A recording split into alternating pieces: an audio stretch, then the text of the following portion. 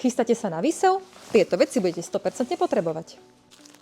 Špeciálny substrát na výsev a množenie so supresívnym účinkom, ktorý zabranie vďaka svojmu zloženiu plesniveniu klíčiacich rastlín.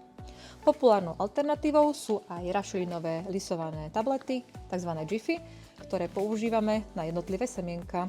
Rozmiestnime ich do nádob, zalejeme vodou a umiestnime semienko. Rastlinky necháme rásť a výhodou je, že keď pôjdu do pôdy, idú priamo s Jiffom, takže nepoškodíme ich korienky.